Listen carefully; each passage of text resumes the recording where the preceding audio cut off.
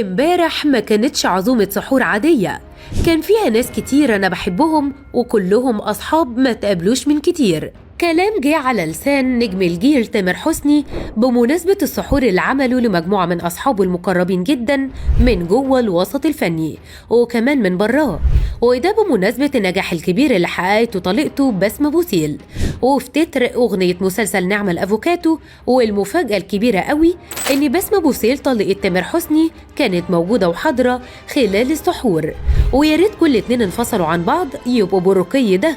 شابو يا تيمو. فلو عايزين تعرفوا تفاصيل اللي حصل خلال السحور ده ومين هم الحضور، وهل يا ترى ممكن تامر حسني يكون بيمهد الطريق لأنه يرجع لطليقته بسمة وأولاده كمان، تابعوا الفيديو ده للآخر وهتعرفوا كل التفاصيل. تامر حسني بتاع كل جديد، خصوصا الموسم الرمضاني ده واللي راكب فيه ترند من أول يوم لحد النهارده. فبعد إعلان شيبسي الجديد والانتقادات الشديدة اللي واجهها بسببه من جمهور السوشيال ميديا، هو ردوا عليهم بأنه محدش في مكانه وأنه مرتبط مع الشركة دي بعقود من سنين.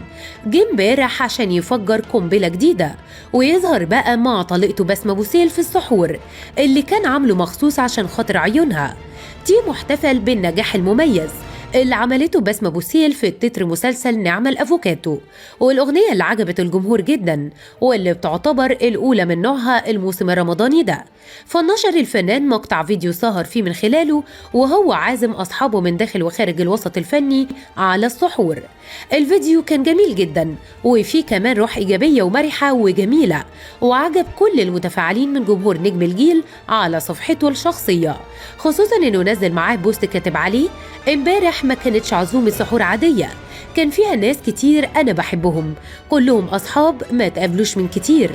بعدها كمل تامر حسني كلامه وقال: وفيها احتفال بأغنية بسومة القمر صاحبة الصوت القمر اللي هي تتر نهاية مسلسل نعمة الأفوكاتو. وما خلصت كلام نجم الجيل ده كمان علق على بطلة المسلسل اللي هي مي عمر وعلى جوزها كمان المخرج محمد سامي، وقال: احتفال بالنجاح كبير قوي لمي عمر وحبيبي واخويا وابني اللي مشرفني المخرج المبدع محمد سامي. واكد كمان بعدها تامر حسني انه هينزل بوست مخصوص عشان خاطر عيون محمد سامي، فقال بالحرف الواحد، ومحمد ده بالذات هيبقى ليه بوست مخصوص مني قريب.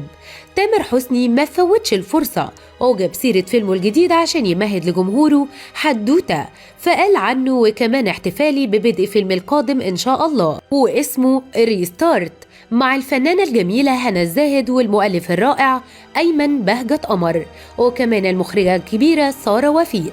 في نهاية تعليق تامر حسني وجه الشكر لكل أصحابه وكمان الفنانين الأعزاء على قلبه، واتمنى إنه يكون رمضان شهر مبارك وكريم على الجميع. الجميل بقى إن كلامه ده فتح السكة لقصة رجوع تامر حسني لطريقته والأم أولاده بسمة بوسيل، وربط معظم المتابعين حدوتة إنه عمل لها سحور مخصوص احتفالا بغنوتها الناجحة، وكمان اعتبرها الجمهور إنها إشارة وبشرة خير لرجوعهم لبعض من تاني. فهل تعتقدوا إنه ممكن نسمع أخبار حلوة قريب ويفاجئنا كمان تامر حسني بإنه رجع بسمة بوسيل من جديد؟